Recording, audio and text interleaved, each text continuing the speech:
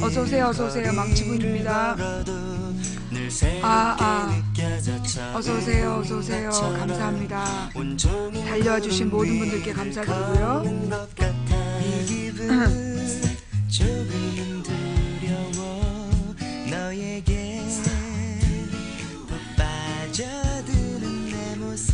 저녁을 뭘 먹었는지 왜 궁금하세요? 티나요? 저도 쌈을 먹긴 먹었는데 좀 사연이 길어.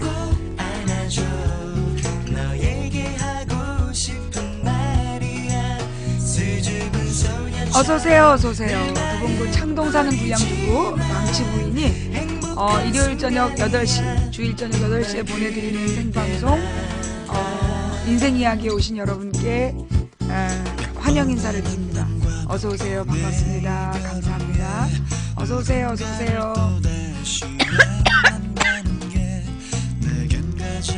후원해주신 모든 분들께 감사드립니다. 감사합니다. 어서오세요. 반만 직접 안 하신대요. 어서오세요. 어서오세요. 망치부인입니다. 반갑습니다. 오늘 처음 오신 님 환영합니다. 반갑습니다. 어서오세요. 평상시에 망치부인의 방송을 보시던 분이라면 오늘 좀 약간 다른데 싶으실 거예요. 네, 어서오세요. 망치부인입니다. 오늘은 저의 지난번에 눈치 준 게 통했나봐요. 연애 상담이 3건 들어와 있어요.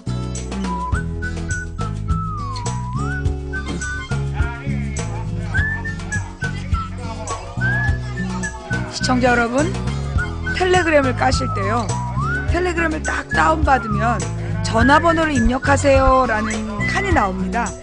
그때 여러분의 번호를 입력하셔야 돼요. 제 전화번호를 입력하시면 안 됩니다. 오늘도 4분이나 저의 전화번호로 텔레그램을 시청하셨어요. 저에게 무려 4가지 비밀번호가 도착했습니다. 그러는 거 아니야? 몇 번을 말해야 하는지. 여러분, 텔레그램을 다운받은 다음에 거기 전화번호를 입력하세요. 거기 망치부인 번호 입력하면 안 돼요. 그게 이제 여러분의 번호를 입력하라는 뜻이야. 그래야 그 번호로 텔레그램에서 코드를 보내줘요. 그럼 이제 그 코드를 받고 여러분의 텔레그램이 생기는 거예요. 그 다음에 망치부인한테 얘기를 할 수 있는 거예요. 마음은 급한데 나한테 왜 자꾸 비밀번호가 올까? 오늘 텔레그램 번호가 몇 개 왔는 줄 알아? 4개 왔어. 이럴 때마다 막 화가 나.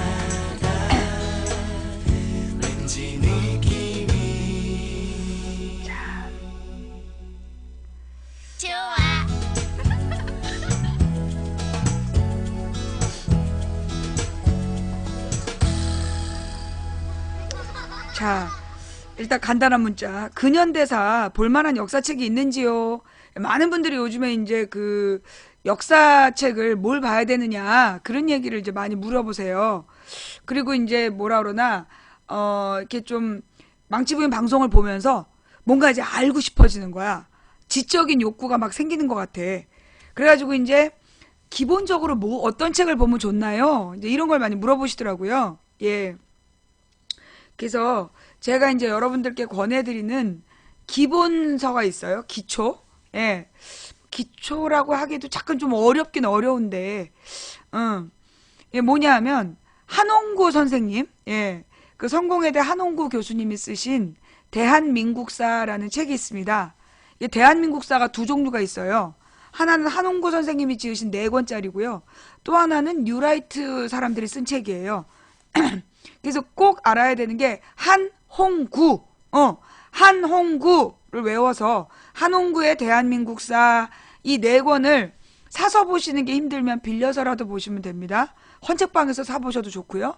예, 그래서 한홍구 교수님이 쓰신 대한민국사라는 책을 저는 권해드리고 싶고요.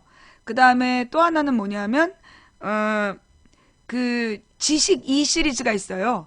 이제 그 EBS에 김진혁 PD가 있으면서 김진혁 PD가 쫓겨나기 전에 3권까지 만들었어요. EBS에 3권까지, 그러니까 지식 2 시리즈가 있는데 지식 2 시리즈. 그 이제 3분짜리 동영상이에요, 그게. 원래 3분인가 5분짜리 동영상으로 만들었던 내용들인데 그걸 책으로 펴놓은 거예요. 예. 책으로 펼친 내용이라서 여러분들이 나는 동영상이 더 쉬워요. 책은 잘 못 읽겠어요. 그러면 그 지식 2 시리즈의 앞부분을 찾아서 보시고요.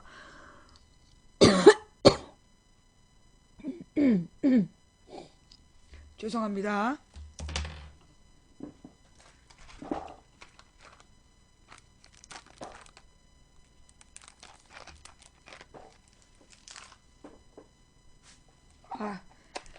이놈의 사탕 먹어서 미안. 그래서 지식 2 시리즈 1, 2, 3권. 예. 지식 2 시리즈 1, 2, 3권이 그러니까 그 뒤로 뭐 5권, 6권 많이 나왔어요. 근데 이제 그 1, 2, 3권이 가장 중요한 내용들이 들어있으니까 그 부분만 빌려보시든 구입해서 보시든. 근데 이게 지식 2 시리즈가 되게 못돼 먹었어. 한 질로 팔아. 비닐봉지에 넣어가지고. 다른 책은 그렇게 전부 다 한 질로 안 팔면서 이 지식 2 시리즈는 꼭 그렇게 전체를 다 사라고 그래. 그래서 지식 2 시리즈 1권부터 3권까지. 그리고 이제 지식 2 시리즈를 책으로 보면 뭐가 좋으냐면 뒤에 참고문헌이 나와요. 예. 참고문헌이 나오니까 그 해당 내용을 보신 다음에 관련된 그 참고적인 내용들을 같이 보시는 거, 그것도 좋아요. 예. 요즘에 따로 팔아요?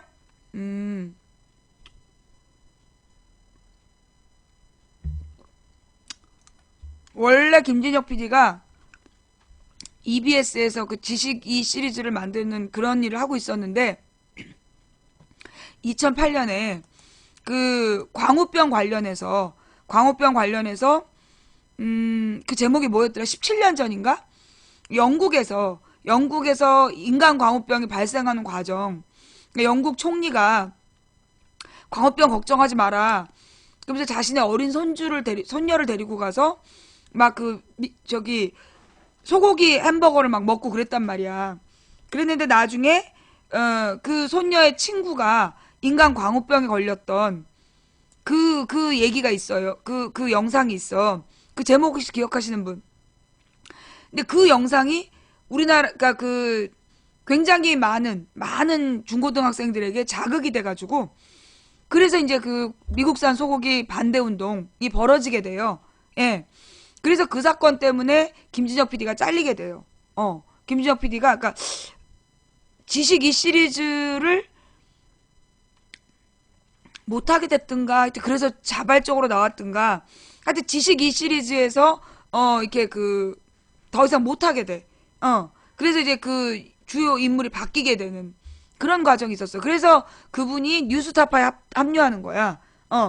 2008년에 EBS의 김진혁, 그 다음에 YTN의 노종면, 그 다음에 그 KBS인가 MBC에서 MBC죠. PD 수첩이 최승호 PD, 이런 사람들이 전부 다 2008년에 그 언론사에서 잘리는 거야.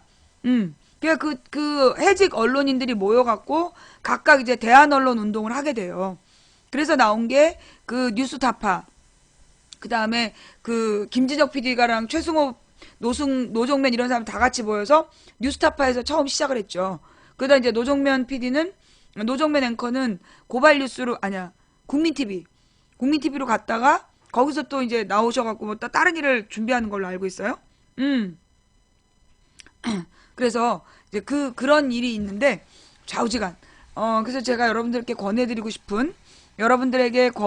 싶은 책 기본이 한홍구 교수가 쓴 대한민국사.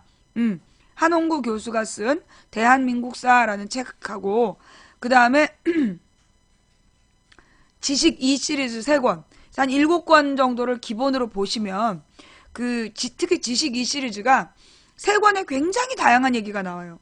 그래서 망치부인 방송의 가장 기본이 되는 얘기는 거기 다 들어있어요. 그래서 그 내용을 같이 보시면 좋겠다. 그 밖에 이제 제가 좋아하는 책은 한국의 미 특강이라는 오주석이라는 사람이 쓴 책인데, 그분이 이미 젊은 나이에 요절하신 분이에요. 이제 그분이 한국의 미를 특강을 한 내용이야. 그래서 오주석의 한국의 미 특강. 그래서 미자만 한자.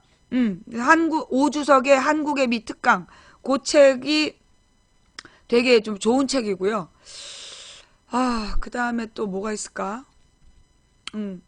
그리고 이제 옛날에 김대중 노무현 시절에 역사 다큐멘터리가 많았어요. 그래서 역사 스페셜. 그래서 이제 옛날에 이제 그 김대중 노무현 시절에 나왔던 역사 스페셜인데, 그런 책들도 그냥 쉽게 역사에 대해서 접할 수 있는, 재미있는 책들이죠. 그 당시에는 그렇게 관점이 나쁘지 않았던 책들. 예. 그래서, 불방 뒤집은 네티즌 무섭다. 17년 후, 2008년에 17년 후라는, 그, 동영상, 지식인 시리즈. 저것 때문에 김준혁 PD가 자리를 옮기게 됐던, 가슴 아픈 사연이 있는 내용이지요. 음,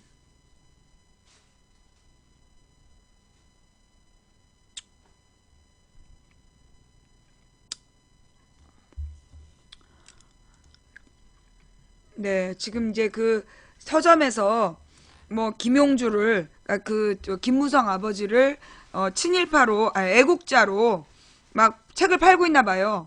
그게 이제 원래 이 김용주 논쟁이 왜 생겼냐 하면, 김무성 아버지가 책을 냈어. 김무성 아버지의 자서전이 책으로 나온 거야.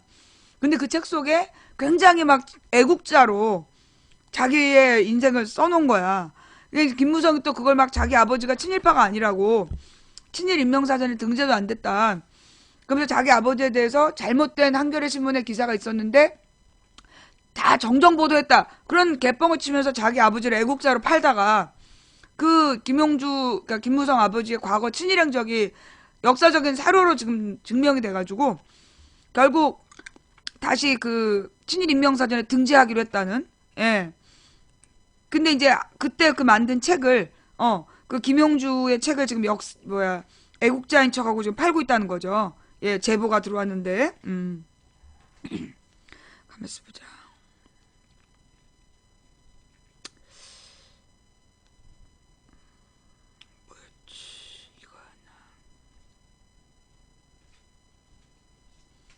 음.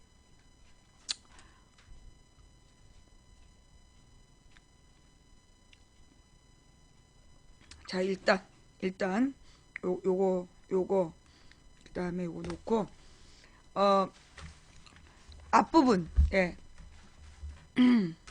오늘 상태가 별로 안 좋아서 짧게 빨리빨리, 예, 진행하도록 하겠습니다. 오늘 시사를 뭐 한 9시 경에 끝내고, 그리고 이제 인생 상담을 10시 경에 끝내는 걸로. 예. 오늘은 짧게 10시 반 전에 끝낼 생각이니까, 예, 그렇게들 알고, 뭐 저기 시간대로 옮겨주세요 막 이러시면 안 됩니다. 자, 그래요.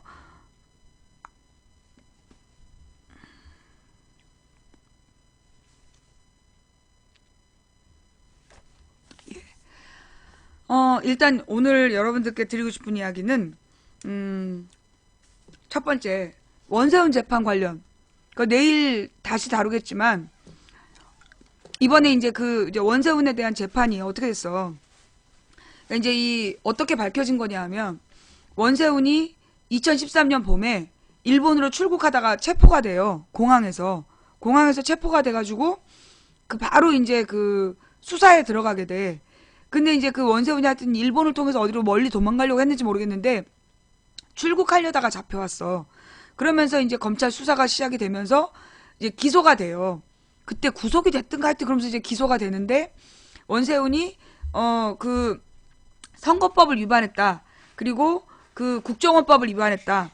이게 검찰의 입장이었어. 그 당시에 최동욱이. 최동욱이란 사람이 검찰총장이 됐는데 요 얘기도 또 기본적으로 알고 계셔야 돼요. 그러니까 이제 우리나라의 검찰에는 두 흐름이 있는 거야. 그러니까 이제 김영삼 이전에 군부 독재 시절에 이승만, 박정희, 전두환 때 멀쩡한 민주주의자를 고문해가지고 간첩 만들던 공안 검사들이 있어. 그 시절의 공안 검사. 그런 사람들이 지금 박근혜 정부의 핵심 인사들이에요. 박근혜 정부의 요직을 차지하고 있어. 박정희, 전두환 시절에 막 고문 기술자들이, 그러니까 고문해가지고 민주주의자를 간첩 만들었던 검사들이 지금 박근혜 정부의 주요 요직에 앉아 있어요. 그런 검사가 한 류가 있다면 또 한 류는 누구냐면 김영삼 이후에, 그러니까 이제 92년, 93년 이후에 그 검찰의 요직으로 나아가서 소위 이제 권력자들, 뭐 김영삼 아들, 김대중 아들 이런 사람들, 뭐 노무현의 형, 뭐 이런 사람들을 막 수사했던 사람들, 그런 사람들이 누구냐면 특수통이라 그래갖고 소위 이제 재벌이라든가 고위 권력자들을 수사했던 사람들. 그래서 이제 검찰에 두 흐름이 있었던 거야. 공안통하고 특수통하고. 근데 이제 이 공안 검사들은, 그래서 이제 나이 많은 공안 검사들을 뭐라 그러냐면, 이 사람들은 이제 소위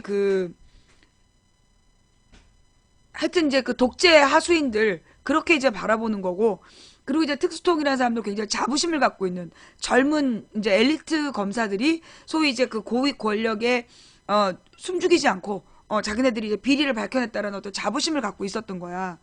그러면서 이제 노무현이 대통령이 되잖아요. 노무현이 대통령이 됐는데 그때 이제 검사들이 막 노무현을 대통령으로 인정할 수가 없다. 그래가지고 이제 평검사와 노무현의 대화라는 게 있었어. 평검사와 노무현의 대화라는 게 있으면서 그때 이제 각 지방에서 대표 검사들이 오는 거야. 그래서 대통령이랑 토론을 하기로 했는데 그날 그게 또 텔레비전으로 생중계가 됐단 말이야. 그런데 모든 검사가 똑같은 질문을 하는 거야. 이미 노무현 대통령 설명했는데 그 다음에 똑같은 질문을 또 하고 또 하고 타진요처럼. 그게 검난 아니야. 그때는 검난 아니라고 안 그랬어. 노무현 정부 초기에 검사들이 막 노무현 대통령 들이받은 거예요. 근데 그때 왜 들이받았냐? 노무현 대통령이 검찰을 독립시키겠다. 검찰을 더 이상 권력의 하수인을 만들지 않겠다. 너희들에게 수사 독립권, 기소 독립권을 줄 테니 너희들이 권력과 무관하게 정말 공정하게 양심과 법에 따라서 집행해라. 그랬더니만 제일 먼저 들이댄 게 노무현한테 들이받은 거야. 노무현한테 들이받아갖고 계속 질문했던 내용이 내나 똑같은 그때 뭐였더라? 별로 중요하지도 않은 문제를 가지고 그러니까 강금실을 검찰총장을 시켰어. 노무현 정권에서 강금실을 검찰총장을 시켰는데 그것 때문에 이제 애들이 열받아가지고 검찰 기수별로 막 옷 벗고 나가고 그러니까 막 사퇴해버리고 항의 사퇴지. 그리고 나서 이제 그 밑에 있는 검사들을 시켜갖고 강금실 검찰총장 인정 못한다. 계속 시비를 걸었던 거야. 텔레비전으로 생중계를 다 보여줄 만큼 검찰들이 법무부 장관 연병이 났었어. 그리고 난 다음에 이명박이 대통령이 되잖아. 그러니까 이제 노무현 때 5년 동안 검찰들이 기고만장했던 거야. 대통령도 우습게 볼 만큼 노무현 정부 시절에 그래서 대통령형을 아무렇지도 않게 불러다가 수사하고 막 그랬던 거야. 그러면서 검찰들이 나름대로 이제 자기네들은 권력의 하수인이나 권력의 개다 이런 소리 안 듣고 5년이 지났어. 그러니까 김대중 노무현 10년을 그렇게 지낸 거야. 그러다 이명박이 됐는데 이명박 때 이명박이 검찰총장을 공안통을 다시 세워. 공안통 검찰총장을 세워놓고 그러니까 맨 처음에 노무현이 세워놓은 검찰총장을 이용해가지고 노무현을 죽음으로 몰아가잖아. 그리고 난 다음에 공안통 검찰총장을 세우는 거야. 공안검사 출신. 옛날에 그런 어떤 시국 사건, 사상범 이런 거 다뤘던 검사를 검찰총장으로 앉히게 되는 거야. 그리고 난 다음에 검찰들이 옛날로 돌아간 거야. 과거 군부 독재로 돌아가서. 그러니까 이제 사실 그 당시 검사들이 주요 이제 간부급이 95년쯤에 집권 이제 검사가 됐으면 93년 김영삼 정부 때 검사가 됐으면 얘네들은 군부 독재를 경험을 안 한 거야.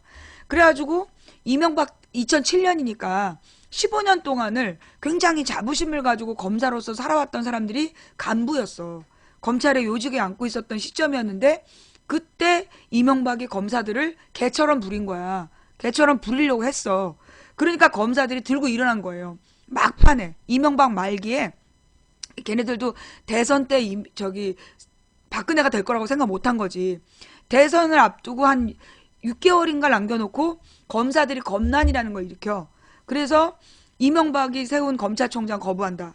그리고 이명박이 공안통으로 검사를 세워놨는데 그 검찰총장 쫓아내라고 막 항의를 한 거야, 검사들이. 일선 검사들이 들고 일어나서. 그래갖고 어쩔 수 없이 그 검찰총장이 쫓겨나. 그런 와중에 박근혜가 대통령이 된 거야. 근데 검찰총장으로 누구를 데려오든 이 검사들이 말을 안 듣는 거야. 막 너무 분노해갖고. 그래갖고 그때 이제 검찰총장을 그럼 너네들이 한번 투표를 해서 뽑아봐라. 그래갖고 검사들이 검찰총장을 스스로 뽑은 거야. 스스로 추대한 거야. 그게 최동욱이었어. 최동욱이라는 사람이 검사들 사이에서 특수통, 아까 그랬던 공안통하고 특수통이 있는데 소위 권력자들을 눈치 보지 않고 칼같이 쳐냈던 그런 전설적인 검사였던 거야. 그러면서 굉장히 근검절약하고 모든 면에서 반듯해서 검사들이 굉장히 자부심을 갖고 있었던 선배였던 거야. 그래서 이제 그 최동욱을 검찰총장으로 검찰총장 그 선정위원회에서 올리고 어쩔 수 없이 박근혜가 오케이 사인을 한 거야. 그래갖고 그 당시에 박근혜 정부에서 인사청문회를 할 때 유일하게 아무 말 없이 통과한 게 최동욱이었어. 그리고 최동욱이 이제 그 검찰총장으로 심사받을 때 그때 이미 박근혜 정부에서 그 최동욱에 대한 루머, 소위 이제 그 혼외자 루머를 듣고 확인을 했다는 거야. 그래서 최동욱이 그 사실 무근이고 나는 그런 적이 없다. 그래서 분명히 그걸 밝혔고 박근혜가 오케이. 그래가지고 검찰총장 임명까지 한 거란 말이야. 그랬는데 이 최동욱이 국정원 댓글 사건에 대해서 정말 성역 없이 수사해버린 거야. 박근혜는 말로만 성역 없이 수사를 했는데, 그러니까 성역 빼고 수사라 그랬는데 최동욱은 진짜 성역 없이 수사를 한 거야.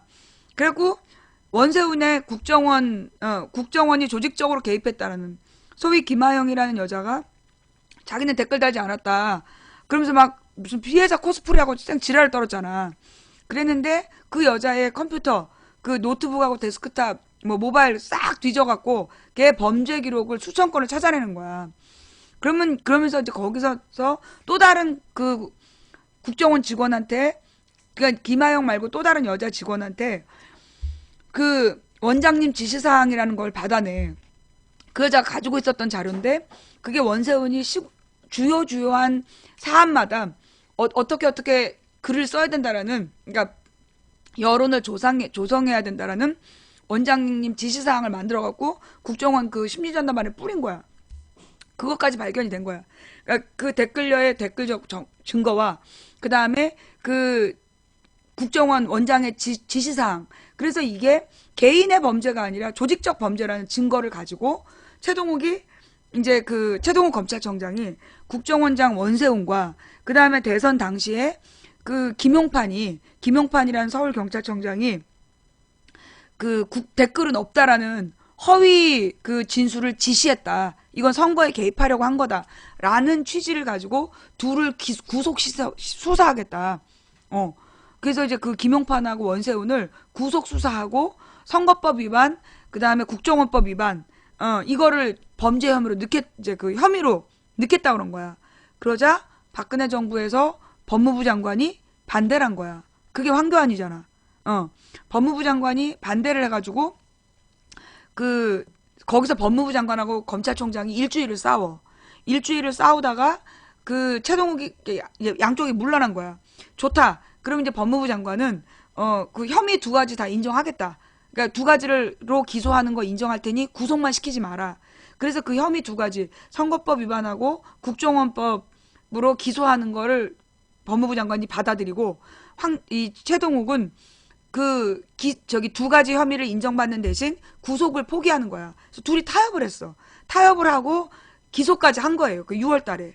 6월 달에 그래서 딱 그 원세훈하고 김용판을 기소를 했는데 그 다음에 바로 뭐가 들어가는 거야. 청와대에서 이 최동욱에게 혼외자가 있다라는 얘기를 청와대에서 뿌렸는지 언론에서 뿌렸는지 좌우지간 이 채널A TV조선이 앞장서가지고 최동욱에게 혼외자가 있다라는 허위사실을 유포하기 시작해.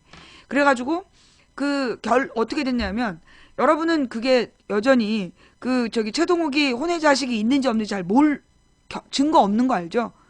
최동욱에게 혼외자식이 있다는 증거는 없었어. 끝까지 나온 게 없어.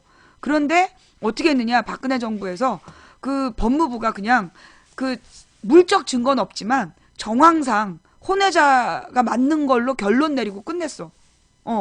박근혜 정부에서 그러니까는 혼외자라는 증거는 없지만 정황상 혼외자일 것이라는 결론을 내리고 끝난 거야. 근데 그 결론을 발표하기 전에 최동욱 측에다가 타협을 요구한 거야. 너가 뭘 인정하면 살려주겠다 그랬었나 봐. 최동욱이 끝까지 그들의 요구를 받아들이지 않은 거야. 그래가지고 결국 최동욱은 혼외자가 있다라는 자기네들의 결론을 발표하면서 최동욱을 묻어버린 거야. 그리고 난 다음에 윤석열이라는 검사와 박형철이라는 검사, 최동욱, 윤석열, 박형철 이 사람들이 국정원 범죄를 밝혀낸 사람들인데 윤석열하고 박형철을 지방 한직으로 쫓아내버렸어. 국정원 수사에 더 이상 신경 못 쓰게. 그리고 난 다음에 이제 원세훈 1심 재판에서 국정원법 위반은 맞다. 국정원이 선거 개입을 하면 안 되는데 선거 개입을 했다. 그래서 국정원법 위반은 맞다라는 유죄 판결이 내려. 그런데 선거에 영향을 미쳤다고는 볼 수 없다. 선거가 다가올수록 빈도가 높아져야 되는데 똑같은 수준으로 했기 때문에 선거법이라고 뭘 위반했다고 볼 수 없다. 개 같은 논리를 하면서 1심에서 선거법은 무죄, 국정원법 유죄를 줬어. 근데 2심에서 김하영의 자료를 가지고 다른 국정원들의 범죄 기록을 다 뒤져서 그걸 증거로 인정을 했어. 2심 재판부가. 그래서 원세훈에게 선거법 위반도 유죄, 국정원법도 유죄. 그러니까 법정 구속을 시켜버린 거야. 그랬는데 이 대법원에서 선거법 위반 부분의 증거가 좀 이상하다. 그러니까 다시 한번 재판해봐라. 심리해봐라. 그러면서 고등법원으로 내려보낸 거야. 그리고 지금 고등법원에서 다시 이제 심판에 들어간 거야. 심리에. 그런데 문제가 뭐냐. 지금 이 판사가 원세훈 변호사를 앉혀놓고 김하영한테 직접 지시했느냐. 누구누구한테 직접 지시했느냐. 그러면서 하나하나를 묻더라는 거야. 그러면서 원세훈이 김하영하고 국정원 직원들한테 구체적으로 이렇게 쓰라고 지시하지 않았다라는 논리를 준 거야. 그래서 지금 원세훈의 지시로 국정원 직원들이 그런 댓글 작업을 했다는 사실 자체를 부정하는 그런 방향으로 지금 재판 준비를 하고 있다는 거야. 그래서 심지어 지금 박근혜 검찰청에 검사가 분노했다는 거야. 지금 뭐 하는 거냐고.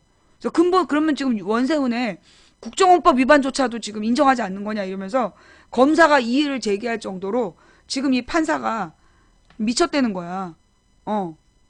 그래서요, 내가 볼 때는 이거 내일 다시 한번 이제 법조계에 지금 이 판사, 지금 원세훈 판사의 행태가 올바른지 아닌지에 대해서 법조계의 전문가들의 판단을 좀 들어보고 그리고 나서 이건 다시 다뤄야 되는데 법조계의 전문가들조차도 쫄아가지고 아무 말 못한다면 이건 국민들이 들고 일어나야 될 문제예요.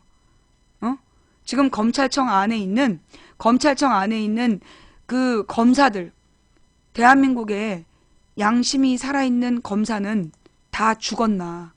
최동욱이 쫓겨나면서 대한민국에 양심이 살아있는 검사는 다 죽었는가? 우리는 그렇게 외쳐야 돼요. 또 민주주의의 최후의 보루가 사법부인데 대한민국 사법부에는 양심이 살아있는 용기 있는 판사가 단 한 명도 살아있지 않은가? 이렇게 우리 국민들이 들고 일어나야 돼. 사법부와 검사가 권력의 개가 된다면 이건 민주주의가 파탄난 거고 한마디로 지금 정부가 헌법을 지키지 않는다는 얘기예요. 헌법을 수호하지 않는 정부는 유지될 자격이 없어요. 그럴 때는 국민이 저항권을 행사해야 되는 거야. 그럴 때는 국민이 저항권을 행사해야 돼요. 그래서 원세훈 재판에 대해서 우리 국민이 두 눈 부릅뜨고 지켜봐야 된다. 여러분, 제가 추석 전에 그런 사건이 하나 있었잖아요. 뭐였더라? 세월호 문제에 있어서 누구는 해경도 정부도 아무도 처벌받지 않았는데 세월호 구조 과정에서 잠수사 한 사람 죽은 거, 잠수사가 죽었다라는 문제를 가지고 그 잠수사들 중에 한 사람을 덮어 씌워가지고 그 사람한테 징역 1년을 구형했다. 그래서 우리가 그 민간 잠수사의 재판이 어떻게 됐는지 지켜보자. 그게 10월 1일인가 2일의 재판이었어요, 원래. 그러면서 우리가 두 눈 부릅뜨고 지켜보자 그랬잖아. 그랬더니 이 재판부가 겁났는 모양이야. 재판을 10월 26일로 연기했대요. 마침 11.6이야. 10월 26일로 그 민간 잠수사에 대한 재판을 미뤘다는 거야. 어떤 결론을 내리는지 우리가 지켜봐야 되고요. 이 민간 잠수사 사건, 그 다음에 원세훈 재판, 요 두 가지는 국민들이 두 눈 부릅뜨고 지켜봐야 될 판결이다. 예. 정신 똑바로 차리고 요 두 가지에 대해서는 우리가 선고를 연기했어. 선고 공판을. 원래 선고가 10월 1일인가 2일이었는데 선고 공판을 연기했다는 거예요. 국민이 두려웠겠지. 지켜보자고. 어떤 판결 내리는지. 그래서 민간 잠수사 문제 그리고 원세훈 재판 지켜보자. 그 얘기 오늘은 여기까지만 할게요. 내가 오늘 이거 본격적으로 다루면 내가 이렇게 분노해가지고 또 혈관 터져버릴 것 같아서 오늘은 이 정도까지 하고 다음 이야기로 넘어갈게요. 여러분 올 봄에 그 충암고 급식 사건 알아요? 충암고에서 그 급식비를 못 낸 아이들이 밥을 먹는다고 그러면서 그 교장이 그 급식비 안 낸 애들 밥 먹지 못하게 하면서 막 도둑이라 그랬던가? 굉장히 모욕적인 맨 처음에 충암고 사태 좀 갖고 와봐.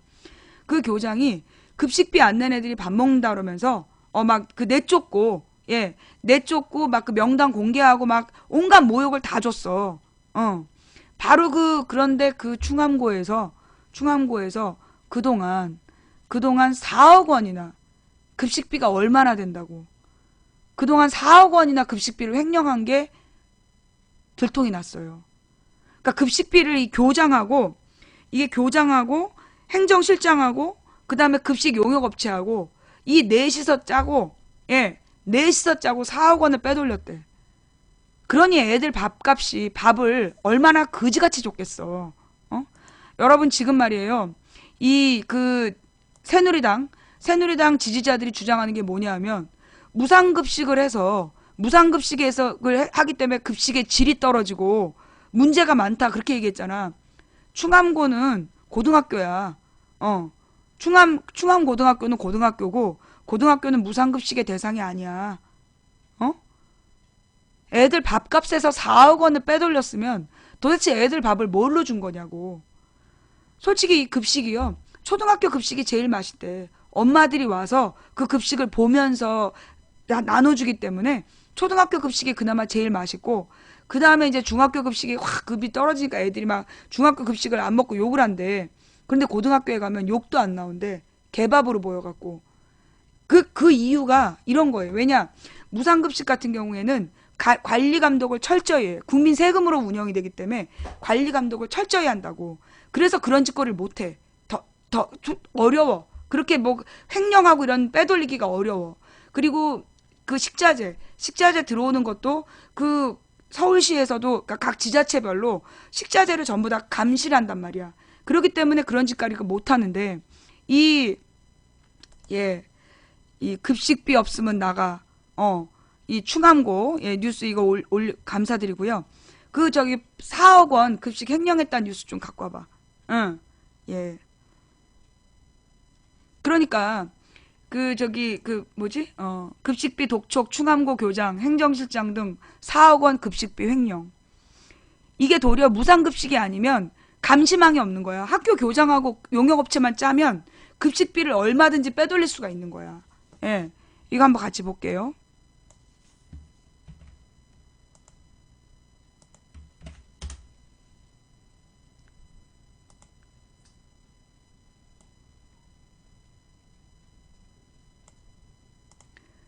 급식비 안 냈으면 밥 먹지 말라 충암고 급식비 4억 빼돌려.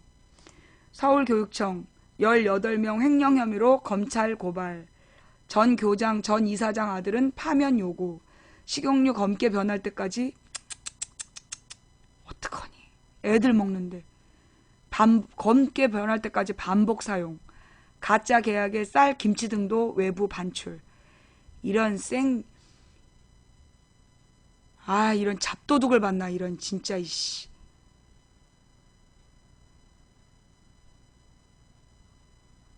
진짜, 지난 4월, 교감의 급식비 막말로 파문을 빚었던 서울 충암구에서 교장과 행정실장 등 학교 관계자들이 최소 4억 원이 넘는 급식비를 가로채운 것으로 드러나 검찰 수사를 받게 됐다.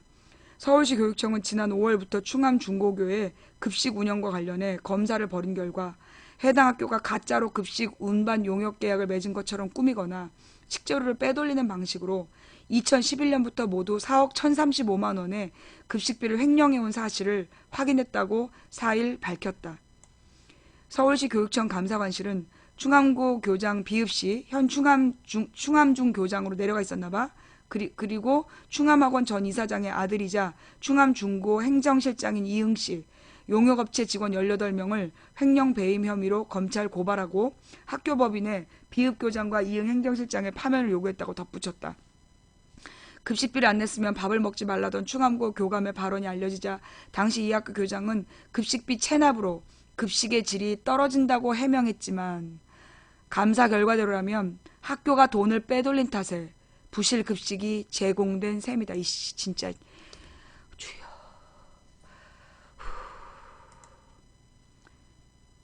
내 주일이라서 내가 욕을 안 하려고 참는데 말이에요. 거기다 이게 지금 한밤이라서 내가 소리도 못 지르는데 내일 다시 해 이거. 내일 이 뉴스 다시 해. 서울교육청 감사 결과 보고를 보면 충암 중고교는 2012년부터 올해까지 식재료를 검수한 뒤 거의 날마다 쌀, 김치 등 일부 식재료의 30%가량을 오전에 미리 빼놨다가 학교 밖으로 실어나르는 방법으로 1억 5,367만 원의 급식비를 주여 가로채웠다. 4년 동안 무단 반출된 쌀의 규모는 20kg짜리 2,320호 9,280만 원에 이른다. 머리 아파.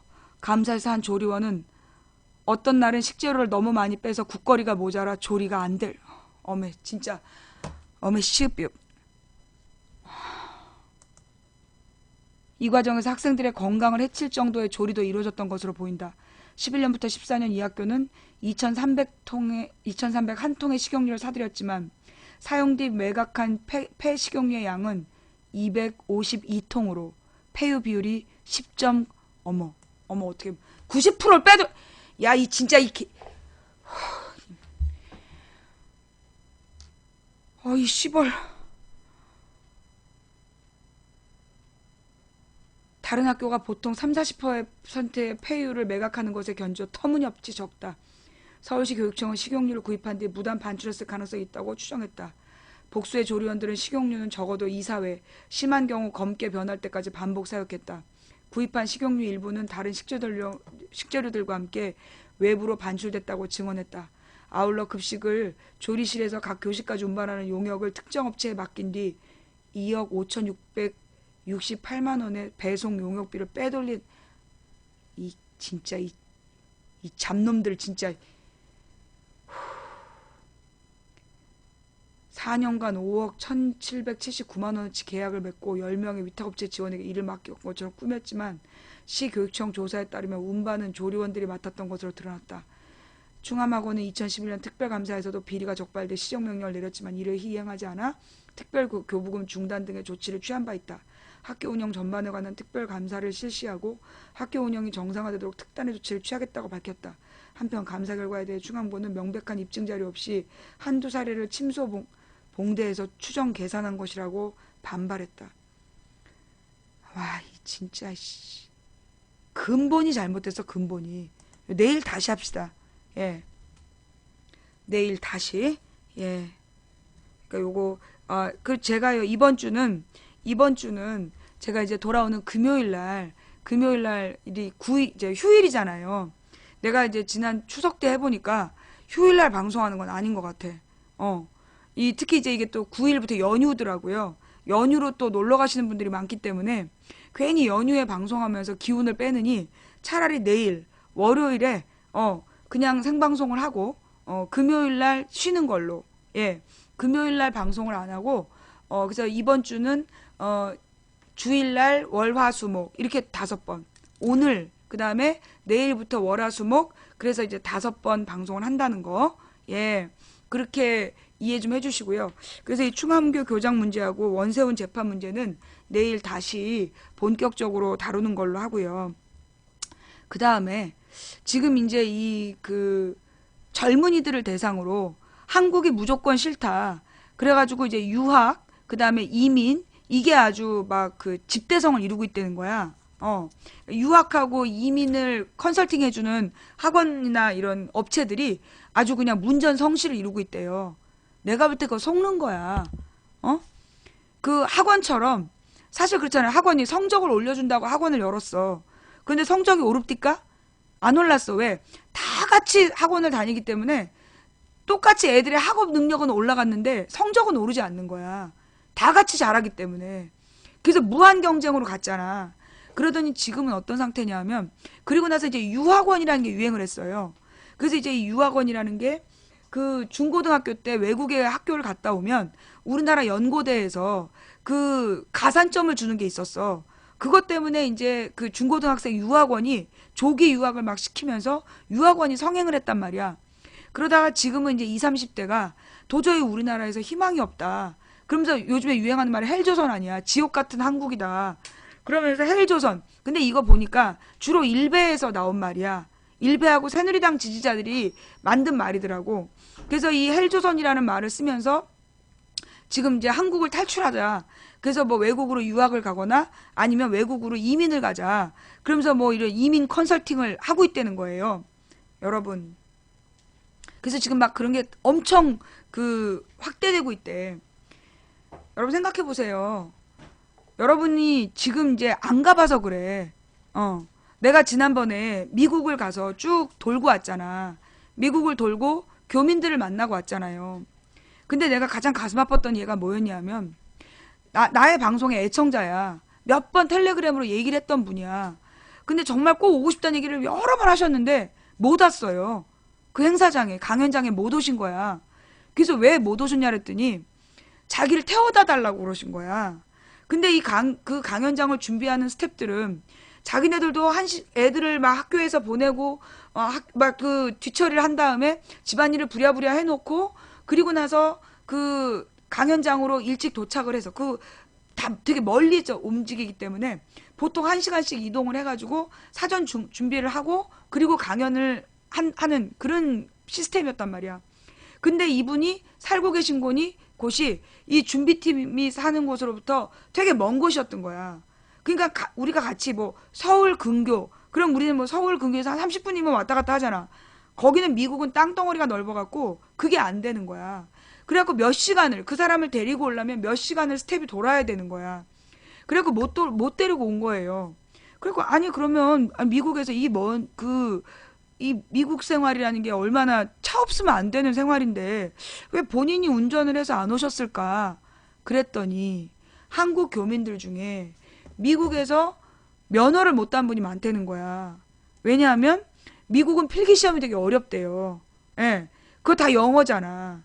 영어로 시험을 봐서 면허를 따야 되기 때문에 면허를 못 따는 거야. 그러니까 미국에서 나고 자란 아이들은 16살이 되면 미국에서 자란 애들은 16살이 되면 아예 학생 대상으로 면허 시험을 봐요. 그래서 그때 다 일괄적으로 면허를 준단 말이야. 거의 대부분을. 그러니까는 이런 성인이 시험 보는 건 되게 어려운데 특히 이민자나 이런 사람들이 시험을 보잖아. 그러니까 되게 시험이 까다롭다는 거야. 예. 그 다음에 미국은 대중교통 개념이 없어. 버스라는 게 거의 없어요. 기차도 별로 없어요. 미국의 기차가 거의 없고 그 다음에 기차가 있어도 무지 비싸대. 기차가 뭐 한 4시간을 탄다면 한 20만 원 돈을 내야 된다는 거야. 그 다음에 자동차로 원거리를 이동하는 것도요. 몇 킬로에 그러니까 아니야 몇 킬로도 아니야 1킬로 얼마씩인가? 우리 같은 경우에는 뭐 쭉 한 5킬로 가서 얼마 내고 이런 식이잖아. 근데 거기 굉장히 짧게 짧게 내는데 내는 돈도 엄청 비싼 거야. 어. 저기 고속화도로의 통행료가 너무 비싼 거야. 그렇다는 거예요. 그래서 고속화도로를 이용하려면 너무나 톨비가 많이 들기 때문에 그 이동 자체가 어려운 거야. 어. 그 다음에 이제 그 대중교통이란 개념이 없는 거야. 그래서 이제 미국은 아주 어렸을 때부터, 16살 때부터 운전면허증을 임시로 따서 그 임시 면허를 뭐 2년인가 6개월인가 하고, 그 다음에 이제 정식 면허를 따게 된다는 거예요. 그래서 미국 애들은 아예 17, 18살 때부터 다 차를 몰고 다녀. 그래서 거기는 차를 보통 50년을 타는 거야. 그게 처음에 차를 타는 애들한테는 새 차를 사주지 않고 보통 중고차를 사줘가지고, 그래서 50년씩 그렇게 차를 탄대잖아요. 그리고 이제 그 대중교통이 없기 때문에 기름값도 굉장히 이제 저렴한 편이야. 근데 미국에서 물가가 제일 비싼 곳이 어디냐면 뉴욕이에요. 어느 정도 저렴한지 아세요? 뉴욕이, 뉴욕이 지금 1리터에 612원이래. 뉴욕이 1리터에 612원이면 서부 지역은 뉴욕보다 훨씬 싸요. 그러면 지금 뭐 한 4, 500원 한다는 얘기야. 1리터에. 예. 기가 막히죠. 근데 웃기는 게 뭐냐면 옛날에 노무현 정부 때는 미국 서부 기름값이 우리나라의 절반이었어. 우리나라 기름값의 절반 정도였어. 우리나라가 2,000원 하면 1,000원. 1,800원 하면 900원. 이 정도 했거든요. 두 배밖에 차이가 안 났어. 기름값이. 그런데 이명박 정부 들어서서 어떻게 된 거야? 계속 유류세를, 원래 노무현 정부 때는 어땠냐면 그 유류세가 변동했어요. 그러니까 만약에 기름값이 1,000원이다. 그러면 그 중에 400원이 유류세. 기름값이 2,000원이면 800원이 유류세. 기름값이 올라가면 유류세가 같이 올라가는 거예요. 기름값의 40% 이런 식이었던 거야. 그래서 나중에 노무현 대통령이 기름값이 2,000원이 되니까 너무 비싸잖아. 그래서 유류세를 대폭 인하를 했어요. 유류세를 인하해가지고 기름값을 내리는 그런 정책을 폈었어. 그런데 이명박 때 어떻게 됐냐? 2,000원으로 다시 올라가 기름값이. 그 다음에 어떻게 했냐? 그 유류세를 픽스해버렸어. 고정. 그래서 기름 원가는 가격이 내려가도 세금은 그대로 붙어가는 거야. 그래서 지금 우리나라가 1,500원 정도 하잖아, 기름값이. 평균 한 1,500원 정도 해요. 그런데 그 1,500원이 결국 미국하고 3배 차이가 나는 거야. 뭐 때문에? 세금 때문에. 기가 막히죠? 그 얘기도 내가 내일 다시 한번 할게요. 이게 뉴욕에서 들어온 아주 따끈한 정보예요. 예. 기가 막히는 거야. 이게 지금, 근데 이명박뿐만이 아니야. 이명박 때도 초반에는 유류세가 기름값이 올라가면 같이 올라갔어. 그런데 어느 숫자, 가장 비쌀 때 기름값을 고정해버린 거야. 박근혜가 그대로 물려받아서 그 기름값을 착착 빼먹고 있는 거야, 지금. 요즘은 가득이요 이런 말 잘 못하잖아요. 그죠? 근데 사실 이게 하여튼 그렇더라. 그러니까 원래 우리나라 지금 적정 기름값이 원래대로 하면 한 900원에서 1,000원 해야 되는 거야. 900원 정도? 미국의 서부 지역이 지금 한 400원에서 500원 꼴일 거고, 그럼 우리나라가 900원에서 1,000원 정도만 해야 되는데 지금 1,500원을 하는 이유가 900원이 세금이기 때문이야. 그러니까 실제 기름값은 지금 600원밖에 안 한다는 거예요. 실제 기름값은 600원이고, 그리고 세금이 900원이 붙어서 1,500원인 거야. 기가 막히죠? 예. 자, 좌우지간. 무슨 얘기냐. 우리 지금 요즘에 젊은 층이, 야, 아니, 근데 망치부인아, 너도 옛날에 젊은이들더러 해외로 나가야 된다고 그러지 않았냐고. 그렇게 얘기하시는 분들이 있어요. 맞아요. 해외로 나가야 된다고 얘기했어요.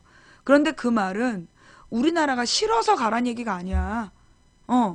우리나라를 싫어해서, 한국을 혐오하면서 한국이 싫어서 무조건 나가겠다. 그러라고 얘기한 거 아니라고.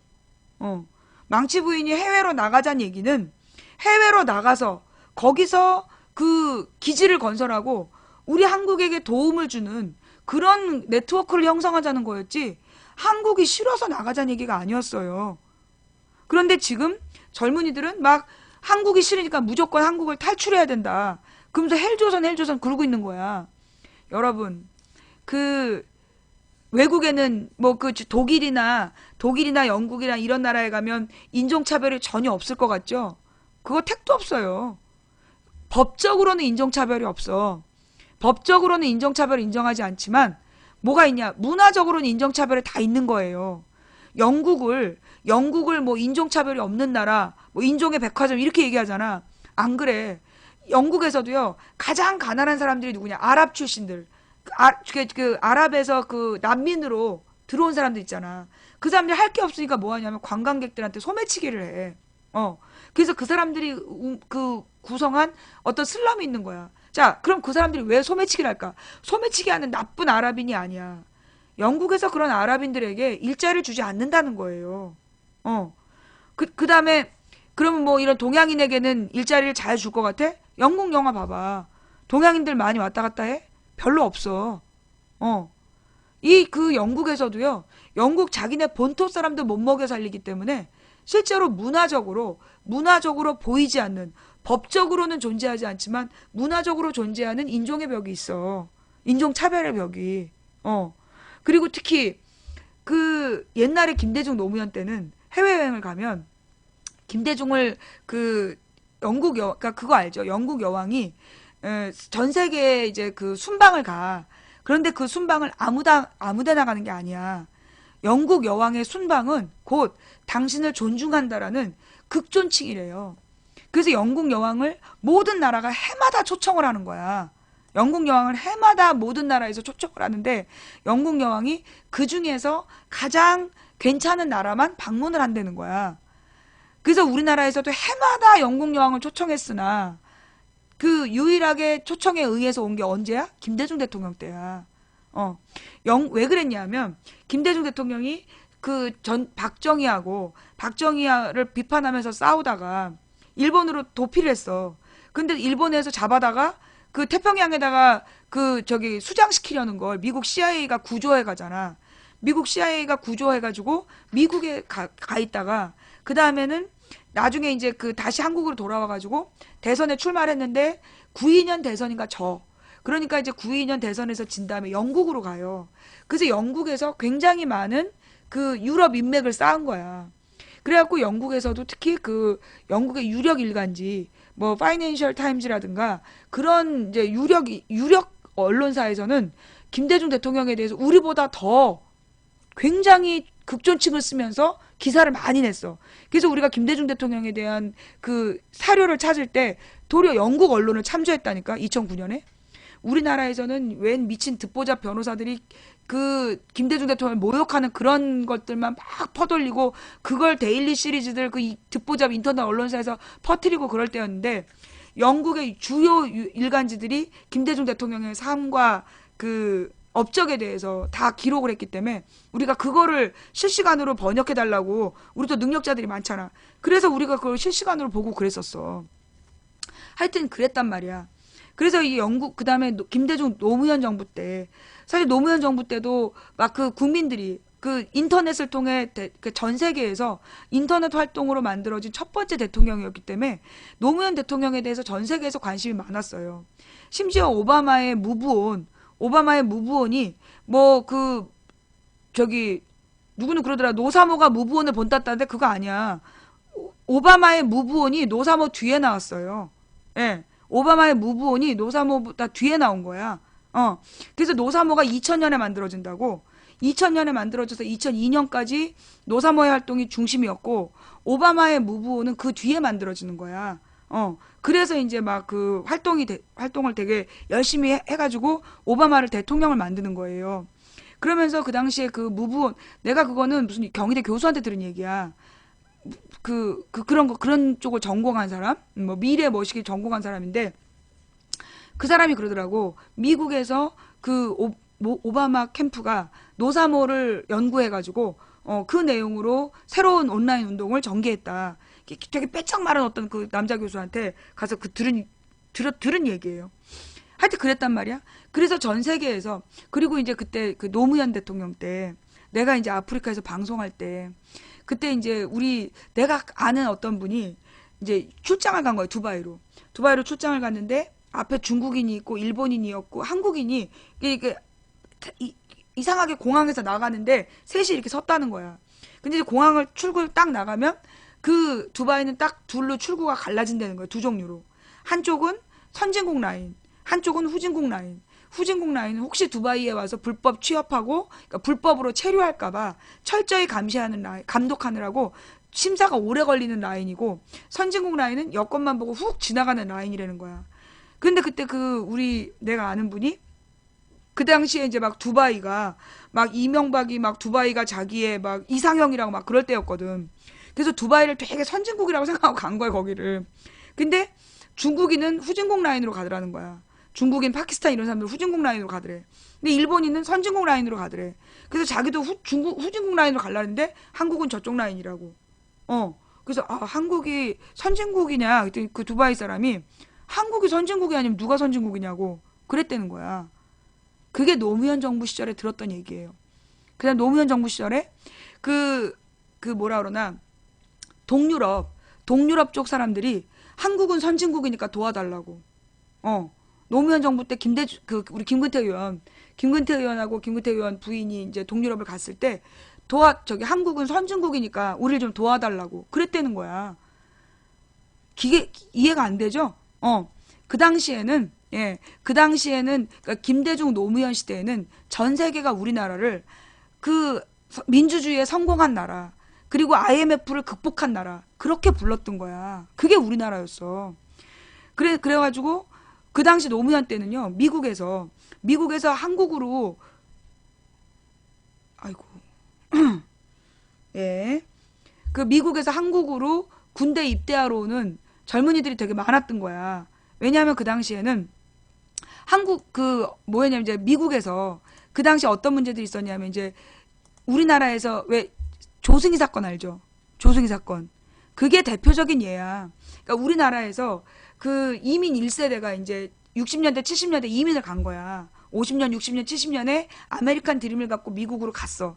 가가지고 이제 제일 그 험한 일, 뭐 세탁소 일, 이런 거 되게 험한 일인데, 세탁소 일하고, 그 다음에 뭘 했대더라? 제일 험한 일을 주로 하면서 한국인들이 자리를 잡은 거야.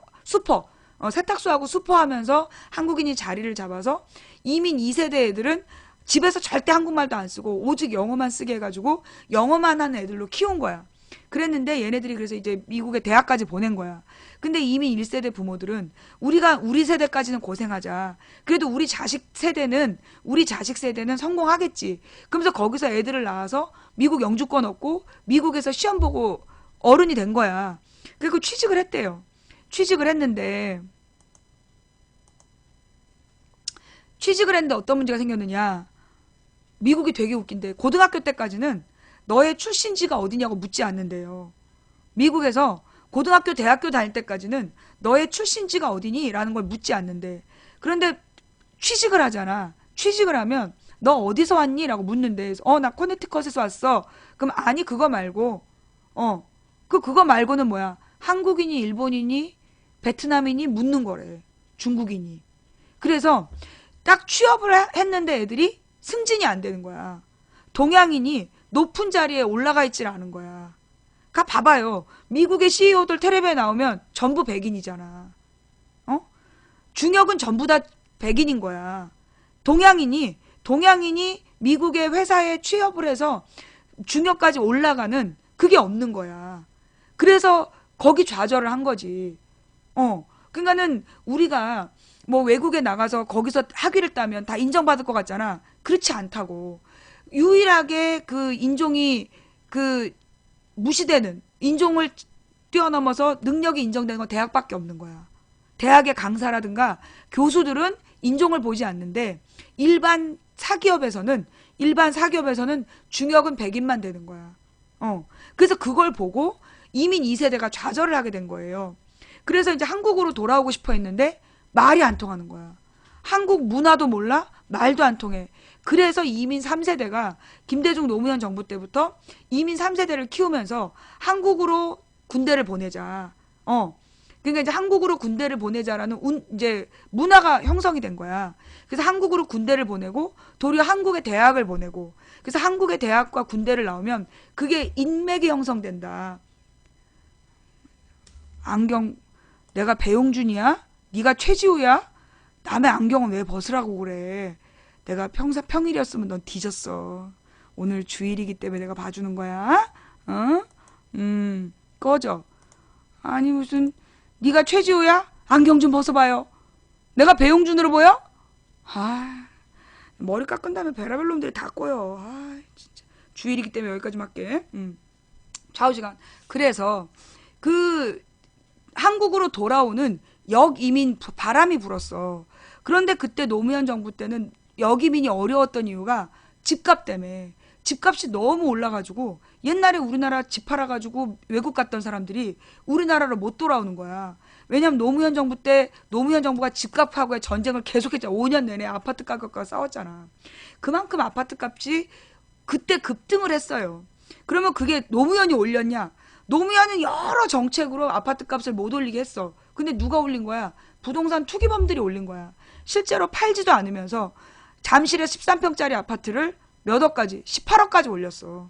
팔지, 그렇게 매매되는 예는 없는데, 호가가 18억이야. 그럼 호가가 18억이니까 18억을 기준으로 해서, 10억 대출을 받아. 그래서 1억씩 깔아갖고 아파트 10개를 대출받아. 대출받아갖고 아파트를 사는 거야. 그래서 그걸로 투기를 했던 거야. 그래서 1억 대출받고 1억을 1억 대출받고 자기 아파트에서 10억을 대출받아. 10개로 쪼개. 그 다음에 그 해당 아파트에서 1억을 대출받아. 2억짜리 아파트를 사는 거야. 그래가지고 이명박 때 장관 후보가 집이 44채였던 거야. 그렇게 불린 집들이. 그래갖고 그렇게 아파트 값을 계속 올렸기 때문에 그 역이민을 해서 돌아오고 싶은 사람들이 돌아오지 못하는 문제가 있었어요. 그때 그게 신문에 나오고 그랬었어. 나는 그때도 계속 신문을 봤어야 되는 일이었다 그랬잖아. 난 생생히 기억이 돼. 그런데 이제 이명박 정부 시절 이후로 한국으로 군대 오면 안 된다라는 분위기가 깔리는 거야. 정부에서 책임도 안 지고. 얼마 전에 있었잖아요. 저기 한국으로 군대로 오겠다고 어떤 애가 왔는데 걔가 한국에서 뇌수막염에 걸렸는데 적절한 치료를 안 해줘갖고 얘가 연구 장애를 입었어. 근데 우리 정부에서는 군인이 죽거나 다쳐도 제대로 보상을 안 해주잖아. 그래서 지금 미국에서 그 엘리트가 한국에 와가지고 자기 조국의 군대에 왔는데 걔가 지금 그 치료비도 없는 그런 상태예요. 그래서 미국의 부모가 막 땅을 치면서 후회하잖아. 그때 못 가게 할 걸, 못 가게 할 걸. 하여튼 그러더라. 자, 무슨 얘기냐? 여러분이 우리나라를 떠나서 외국으로 가면 뭐 차별 없이 능력을 인정받고 살 것 같잖아. 그렇지가 않다고.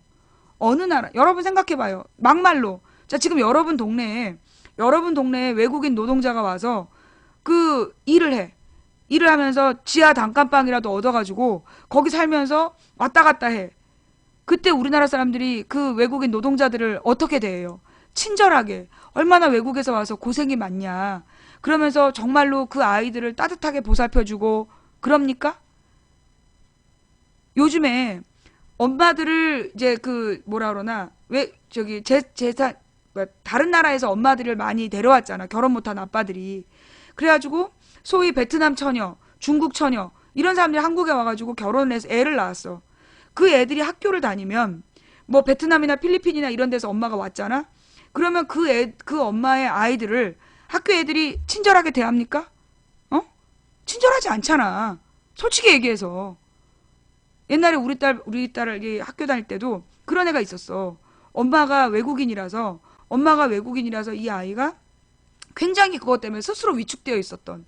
그러니까 초등학교 애들은 개념이 없잖아. 그러니까 이제 막대했나 보지. 그래서 그게 마음에 상처가 있어가지고 굉장히 우울하게 성장을 하더라는 거야. 근데 사실 그 엄마는 그 베트남에서 대학을 졸업하고 굉장히 고학력을 지닌 엘리트야. 그럼에도 불구하고 베트남 처녀. 그러면 베트남 여자랑 결혼한 거는 아빠가 무능하고 결혼을 못해서 외국인 여자를 데려온 거야. 그런 개념을 가지고 그 다문화 가정의 아이들을 학대하는 거야. 그게 우리잖아. 솔직한 우리의 모습이야. 다른 나라는 안 그럴 것 같아? 다른 나라도 마찬가지야. 그 학교에서는요. 적어도 학교에서는 차별하지 않는데요. 초, 중, 고, 뭐 대학교까지 차별하지. 우리나라 학교에서 차별하고 그거 제대로 안 가르치는데 외국에서 학교에선 절대 차별하지 않는다는 거야. 그런데 사회에 나가면 사회적으로 나가면 취업이 안 되는 거야. 그래서 그 아랍 사람들이 소매치기밖에 할 게 없는 거예요. 내가 영국의 그 버킹엄 궁전 앞에서 그거 진짜 목격했잖아. 버킹엄 궁전 앞에서 그 가이드가 그러는 거야. 저기 특히 아랍 사람들을 조심하라는 거야.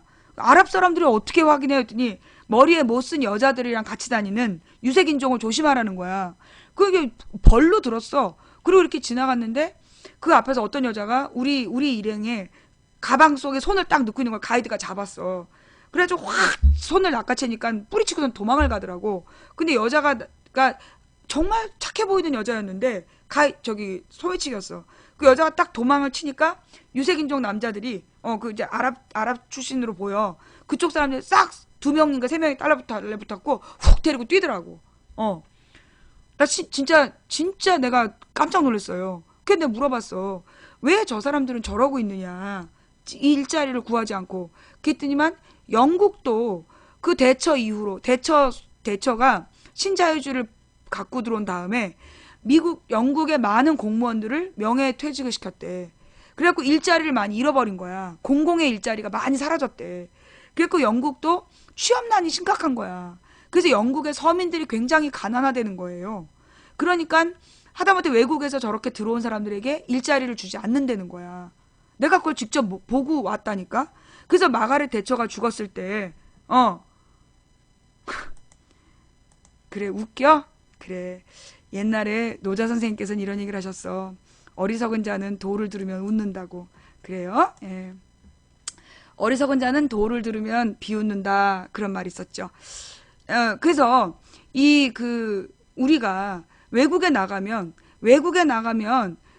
그치 그 대처 죽었을 때 막 젊은이들이 나와갖고 파티를 했잖아. 그게 왜 그러냐? 우리나라에서는 대처에 대해서 막 박근혜를 대통령 시키려고 철의 여인 이러면서 굉장히 강인한 리더십 이러면서 대처를 끝까지 똥꼬 빨아줬잖아. 죽을 때까지. 다른 나라에서는 이미 90년대부터 대처를 철의 여인이라는데 우리는 아이언맨 그러면 아이언맨 누구야? 막 슉 날아다니는 아이언맨 생각하잖아. 스트롱맨이구나. 그 스트롱맨이라는 단어 그러면 아이언맨처럼 강철 인간, 강인한 의지를 가진 훌륭한 리더십을 가진 그런 인간인 줄 알잖아. 아니라고. 외국에서 그 대처의 별명이 철의 여인인데 그게 독재자란 뜻이래. 노동자들의 일자리를 빼앗은 독재자. 그래서 철의 여인이란 이름으로 불렸다는 거야. 그리고 박정희를 외국에서 영국 언론이었지 그 당시에 스트롱맨스 도터 이렇게 썼던데 그게 뭐냐? 스트롱맨이 강인한 사람이 아니라 독재자란 뜻이래. 우리만 그 대처를 막 이렇게 추앙하고 박근혜 대통령 만들려고 우리 언론에서 일제히 침묵해서 우리만 모르는 거지. 외국에서는 그 뉴욕 타임즈에서 저기 스트롱맨이라고 얘기했구나. 외국 언론에서는 대처를 다 독재자라고 인정한다고. 왜냐하면 그게 이제 2005년 6년에 전 유럽하고 미국에서는 신자유주의가 잘못됐다라는 결론을 내렸어요 이미. 결론을 내려가고 학계에서는. 그래서 노벨 경제학상을 그 신자유주의를 비판한 폴 크루그먼이라는 사람이 탔던 이유가 그런 거야. 그리고 그 누구지? 걔 누구냐? 21세기 자본론. 그게 되게 유행을 했잖아. 그래갖고 지금은 이 신자유주의를 만들었던 대처, 레이건 이런 사람들을 아주 나쁜 평가를 하는 피케티, 나쁜 평가를 하고 장하준 같은 신자유주의 비판론자들, 피케티, 장하준, 폴 크루그먼 이런 사람들을 이 경제학계에서는 그게 옳다라고 인정을 한 거야. 그런데 누가 받아들이지 않는 거냐? 재벌들이 인정을 안 하는 거예요. 세계 글로벌 재벌들이 미디어를 통해서 반론을 제기하는 거야. 그래서 피케티의 이론이 틀렸다라고 시비 건 사람이 그 사람이 좀 이상한 사람이야. 피케티의 이론이 무슨 숫자가 틀렸다는 둥 이러면서 뭐가 잘못됐다라고 우리나라 언론에 나왔단 말이야. 그런데 피케티한테 시비 건 사람, 장하준한테 시비 건 사람들이 이상한 사람들이야.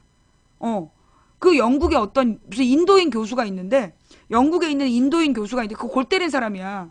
우리나라에도 한국 학생들어 이명박의 녹색 성장에 대해서 조사해 오라고 시키질 않나.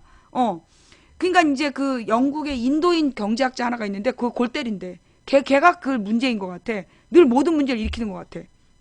좌우지간. 그래서 이 그 신자유주의 이후로 취업난이 심해진 거야. 그리고 청년 실업 그것도 심해지고. 왜? 이게 95년이 중요해요. 여러분 응답하라 1994. 나는 사실 응답하라 1994를 보고 참 실망을 했어. 왜냐하면 응답하라 1994에서 그 94학번 컴퓨터 공학과로 출발할 때 나는 기대가 있었어. 어떤 기대였냐면 소위 95학번으로 우리 학생운동이 끝났던 그 시대적인 배경이 있는 거예요. 무슨 얘기냐면 95년도에 우리나라의 학생운동이 끝나게 돼. 왜 끝났냐? 그 뭐야 학생운동의 아주 골수 학생운동가들이 막 북한을 추앙하는 북한식 학생운동 이론을 가지고 무리하게 학생운동을 했고 일부가.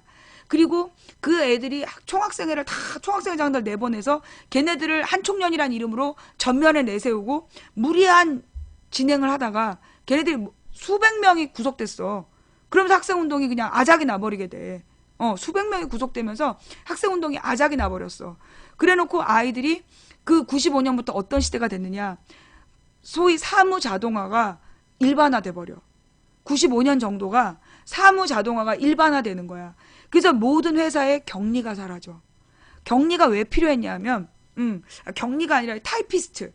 타이핑을 치는 여자들. 그리고 계산하는 그래서 여직원들이 되게 많았어. 고졸 여직원들의 일자리가 되게 많았고 그 격리 팀이 있고 격리 부가 있고 그 걔네들이 하는 일이 뭐냐면 계속 서류 정리를 하는 거야.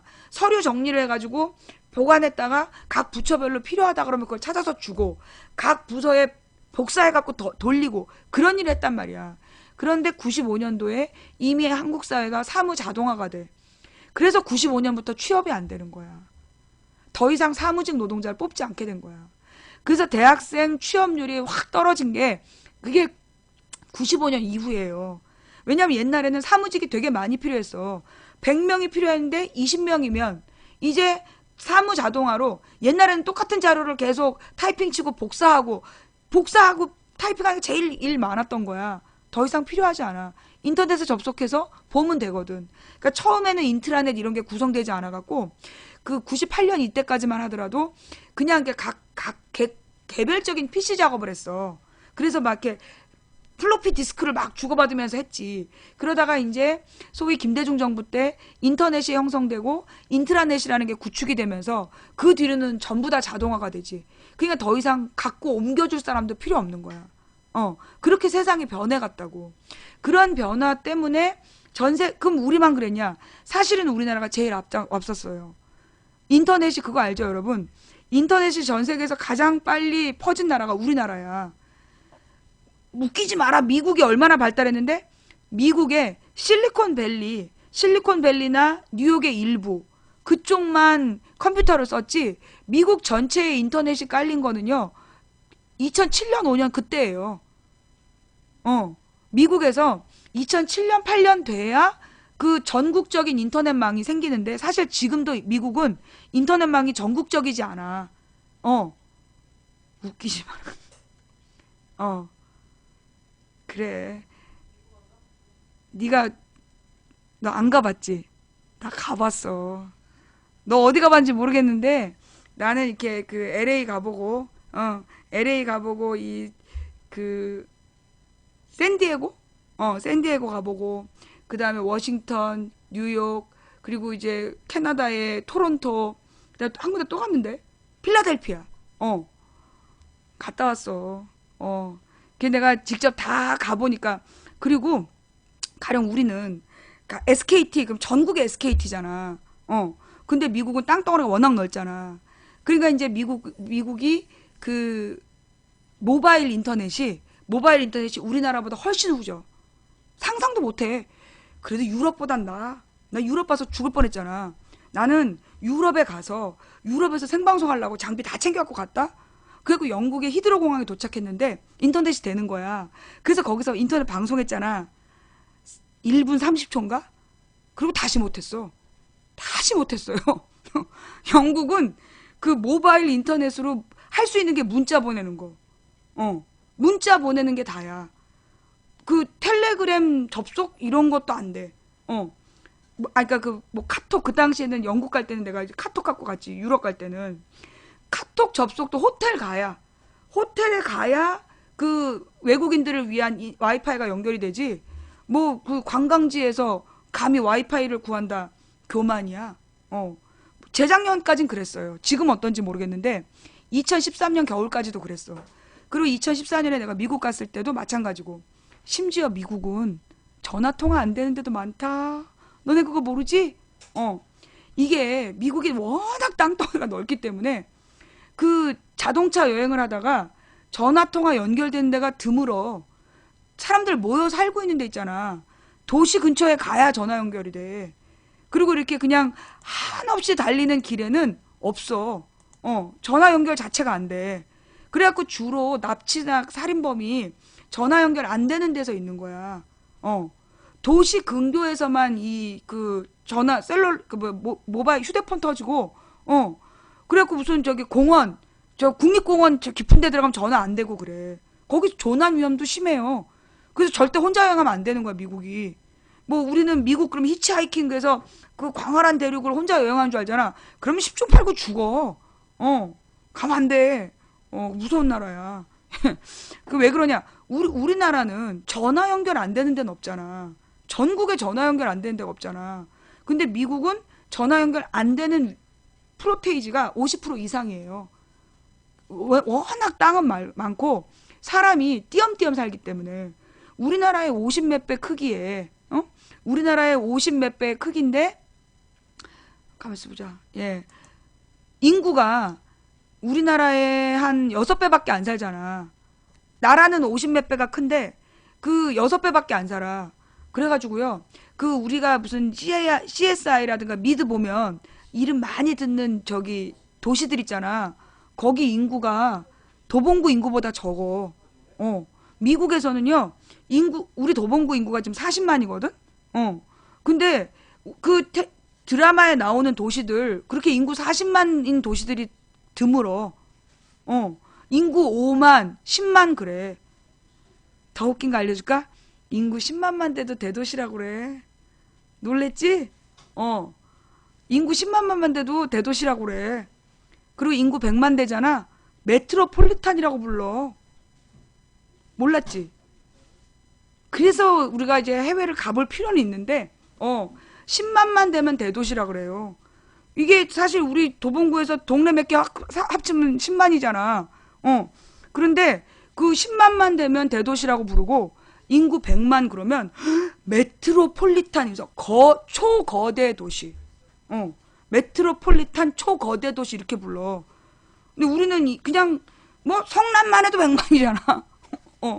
성남시만 해도 100만인데 걔네들은 뭐 이렇게 뭐 그 저기 뭐야 인구 100만이면 어깨에 힘 되게 주고 다녀. 그 왜 그러냐? 땅이 넓어서. 그러니까 그만큼 인구가 희박하다는 얘기예요. 그래서 사실 뭐가 문제냐?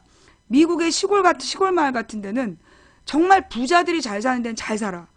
정말로 부자들이 높은 데서 잘 살아.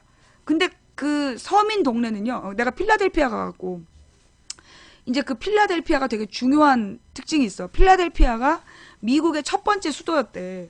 워싱턴이 아니라 필라델피아의 첫 번째 수도였다는 거야. 그래갖고 맨 처음에 형성된 도시가 있는 거야. 그런데 이미 그 도시는 너무 오래된 거야. 그래갖고 그 도시들이 어떻게 됐냐. 이미 슬럼이 된 거야. 공동화. 그래가지고 거기서는 그 창문을 윈도우 효과라든가 창문을 깨는 효과라는 게 있어. 그게 전문 용어더라고. 그게 뭐냐. 이제 너무 도시가 초기에 만들어져서 시설이 낡은 거야. 그러면 계속 도시가 외곽으로 커지면서 점점 부자들은 바깥에 사는 거야. 그래서 가장 안쪽에 사는 사람들은 가장 가난한 사람들이 살다가 이제 그 가난한 사람들이 살다가 거기서도 생활이 안 되니까 왜 외국 영화 보면 막 마약하는 사람들 있잖아. 어느 건물에서 막 마약하고 주로 갱 영화 보면 벽에 막 낙서 있고 시커먼 불빛 사이로 담배 연기 자욱하고 여자들이 헬로우 막 이러고 남자들 왔다 갔다 하고 그런 데 있잖아. 그게 다 슬럼이라 그래갖고 초기에 만들어진 건물, 맨 처음에 만들어진 건물인데 이미 다 낡은 거야. 그래서 뭐 사업하는 사람들 다 빠져나가고 더 이상 썩어버린, 그러니까 그래서 빈민촌이 돼버린, 그걸 슬럼가라고 부르는 거야. 그 슬럼가였는데 특히 이제 그 미국에 그런 도시가 많은 거예요. 도시에 그러니까 그 왜 디트로이트 유명하잖아. 그 자동차의 도시. 이명박 데리고 가고 오바마가 그 병풍 세웠던 디트로이트. 그 다음에 필라델피아. 뭐 이런 도시들인데 그런 도시들이 어떤 문제냐면 그 소위 옛날에 초기에 초창기 그 강철 도시로 만들어진 거예요. 철강 도시. 그래서 자동차 산업이 번성할 때는 잘 나갔는데 그 자동차 산업이 어느 순간 되니까 멈춰버린 거야.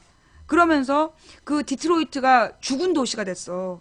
근데 오바마가 그 디트로이트에 흑인들이 되게 많은데 그들이 모두 그 빈곤에 시달리고 있는데 그 이유가 일자리의 문제다.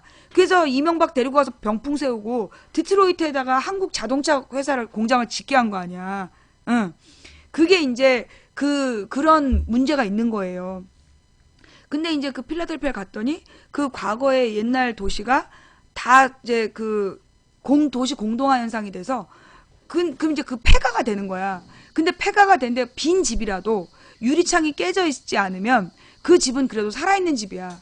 그런데 어떤 애가 지나가면서 홧김에 유리창을 하나 딱 깨잖아. 그러면 사람들이 그 집의 유리창을 다 깨는 거야.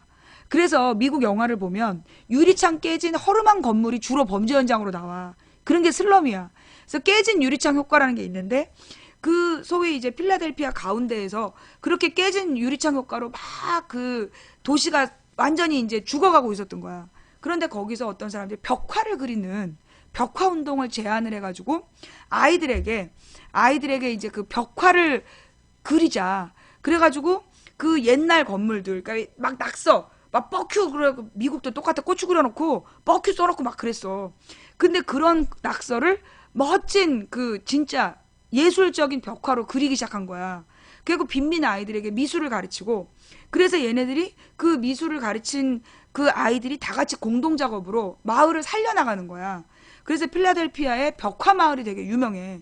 그래서 벽화 투어가 따로 있더라고. 예. 그걸 무슨 뭐라고 부르는 이름이 있어. 그래피티는 그냥 낙서하는 거고 그 벽화가 따로 있어요. 그러니까 그래피티는 아이들의 독창적인 낙서를 지칭하는 거고 그 필라델피아의 벽화는 역사 그림 같은 거야. 역사 이야기 큰 벽면에다가 그 뭐 미국의 초창기의 벽화 농업이라든가 뭐 이런 거를 그러니까 어떤 그 상징적인 역사적 사실을 그리는 거야. 그래서 그거는 그 그래피티하고 좀 약간 다른. 그러니까 그래피티도 있는 것 같아. 근데 이제 창의 벽화는 좀 더 어떤 그 예술가가 디자인을 하고 그걸 벽화로 같이 공동 작업을 하고 그런 것들을 하더라고요. 그래피티는 사실 이제 개인의 창작이야. 근데 이제 필라델피아의 벽화 작업은 공동 작업으로 하는 그런 공동체 운동을 하고 있더라. 가봤어. 한번 찾아봐봐. 좌우지간. 그래서 여러분들 있잖아요. 내가 유럽 가보고 나서 느낀 건데 나 같은 사람은 유럽 못 가 다시. 인터넷이 안 돼서. 우리는 여러분들 솔직히 지금 스마트폰 없이 살 수 있어요? 스마트폰 안 보면서 사는 사람들 내가 볼 때 한 20%야. 하루에도 스마트폰 수십 번 확인하잖아. 문자가 왔나? SNS 확인하고 그러잖아. 근데 유럽은 쉽지 않아. 유럽은요. 그 이 돌아다니면서 우리처럼 길거리에서 인터넷 방송을 한다는 게 상상이 안 돼. 나 그때 뉴욕에서 저기 방송하는 거 봤잖아. 계속 버퍼링 생기는 거. 뉴욕 한복판에서 방송해도 그게 버퍼링이 생겨. 예. 그리고 그 네트워크망이 굉장히 우리처럼 LTE? 오만이야. 그런 거 기대하고 가면 안 돼. 그러니까 그러니까 여러분이 왜 3G 기억하지? 3G. 3G. 근데 아이폰 3G 말고 그 삼성 3G 기억해? LG는 3G가 안 돼. 삼성 3G 기억해? 그랬잖아. 이건 인터넷이 아니야라고 했던. 그 저기 화면 하나 켜놓고 밥 먹고 와야 됐던 그런 수준이야. 예, 거의 그 3G 수준이야. 그 나는 그럼 쟤네는 아이폰이 왜 필요할까? 근데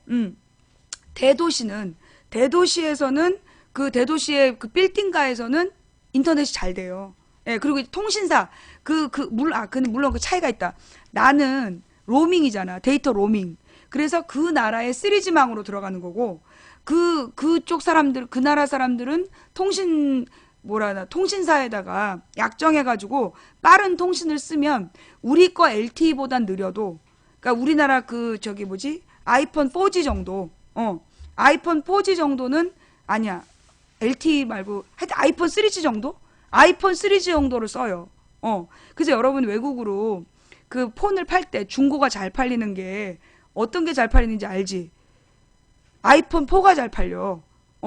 아이폰 4가 외국의 그 저기 뭐지? 중고값이 높은 이유가 그게 이제 3G 폰이잖아. 아이폰 4가 3G가 잘 되는 폰이란 말이야. 그래가지고 그 실제로 다른 나라는 대부분 그 우리나라 옛날 3G 아이폰 3G 수준이야. 아이폰 3G 수준으로도 충분히 행복해하면서 살아. 우리는 나처럼 아프리카를 접속하는 거는 불가능했어. 그 굉장히 고용량을 필요로 하기 때문에. 자, 좌우지간. 그러니까 우리는 유럽 굉장히 잘 살고, 미국 굉장히 잘 살고, 그렇게 알잖아. 아니야. 그 유럽에 가잖아요. 유럽에 가보면 건물들이 집이 보통 어느 정도 됐냐면 600년, 400년 된 집이 그냥 마을 전체가 600년 된 마을, 400년 된 마을. 그래. 건물도 600년 된 마을, 400년 된 마을, 그런데 살아. 대학 도시 이러면서. 그래가지고 그 600년 전 건물, 600년 전 건물, 400년 전 건물을 여전히 사람들이 똑같이 쓰는데, 웃기는 게 뭐냐, 벽 페인트 문짝에 칠하는 것도 정부의 허가를 맡아서 칠해야 돼. 왜냐하면 마을 전체가 문화유산이기 때문에. 그 유럽은 대부분 그렇더라고요. 예. 그래서 우리가 이제 그 외국에 대한 환상을 버려야 돼. 외국에 대해서, 우리나라가 외국보다 무조건 좋다. 특히 화장실. 난 해외여행 다시는 안 가려고 생각하지 않아. 유럽의 화장실, 아니야. XB? 미국의 화장실? B? 딱 호텔에서는 괜찮아요. 호텔을 벗어나서 우리처럼 그 길거리 공중 화장실이 그렇게 깨끗한 나라가, 나는 일본은 안 가봤어. 나는 일본을 안 가보고 내가 영국, 프랑스, 독일, 이탈리아, 스위스, 그리고 어디 갔었지? 영국, 프랑스, 스위스, 이탈리아, 독일, 한 군데 더 갔는데. 하여튼 그렇게 돌다가 왔고, 그 다음에 이제 미국에 가서 동부 서부 쭉 돌다 왔단 말이야.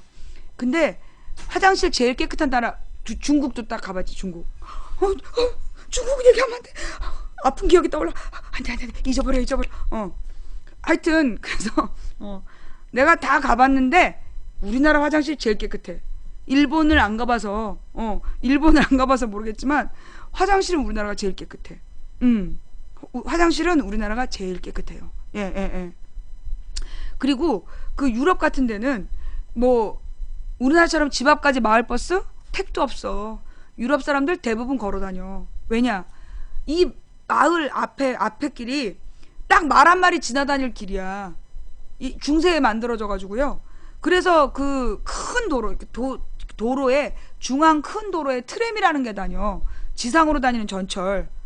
지상으로 다니는 전철이 그 가끔 다니고, 그 버스는 관광객만 타고 다니고, 그리고 주로 일반인들은 자전거 타거나 걸어 다녀.